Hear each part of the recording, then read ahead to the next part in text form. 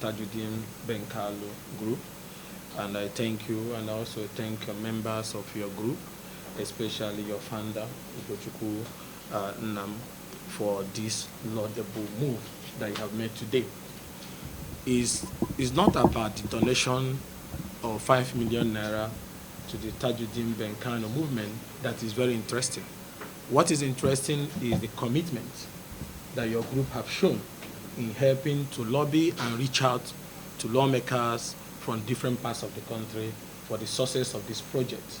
And also, more importantly, is coming all the way to this particular place to show evidence of that support and commitment, that belief in the candidacy of Tajuddin and Ben Kano. I want to thank you so much, and I pray that God will help us to achieve this project at the end of the day. And it's important that I highlight why we need Tajuddin Abass at this moment, just like you have said. But it's important to know the man called Tajuddin Abass and Benjamin Kalu. Tajuddin Abass is a lecturer, a classroom lecturer.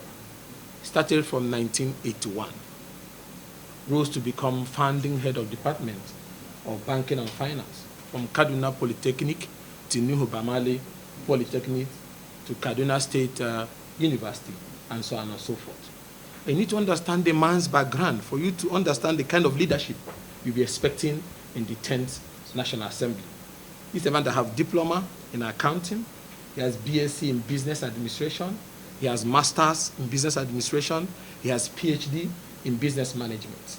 And this is a man that is fellow of the Chartered Institute of Logistics and Transport, fellow of the Chartered Institute of Marketers, fellow of the Chartered Institute of Administrators.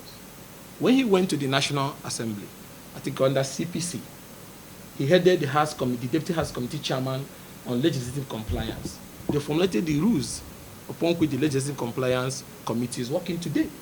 This is a man that when he came back to the Parliament again, he was made the House Committee Chairman on Solid Minerals.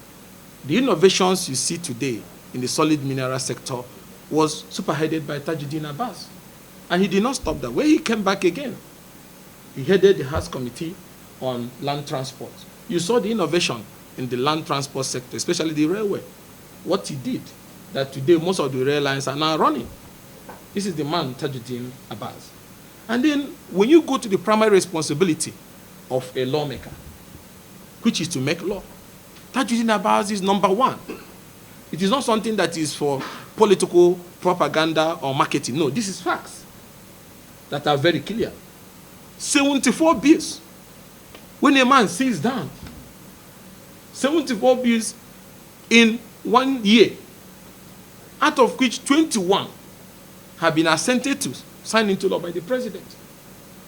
And these bills cut across health, education, security, youth empowerment, and so on and so forth. Blood bank, you talk about youth welfare scheme, Tajuddin sponsored the bill. You talk about issue of insecurity and his commitment to ensuring that there's security in the country. That is why Tajuddin sponsored the bill for the National Vigilante Commission to establish it so that this can operate with a legal framework. Because we know that without community policing, we cannot solve security problems in Nigeria. So at this critical moment that Nigeria is facing insecurity, what kind of speaker you need? You need a man like Tajuddin, who is so passionate about it, that has sponsored bills in furtherance of the issues of securing lives and property. You go to education, not less than 10 colleges of education that Tajuddin proposed the bills for setting them up. Then you go to the areas that has to do with health. Not less than 10 federal medical centers. Tajuddin sponsored the bills that set them up, cutting across 6 geographical zones in the country. Youth empowerment, the youth welfare, all of them, they are too numerous to mention.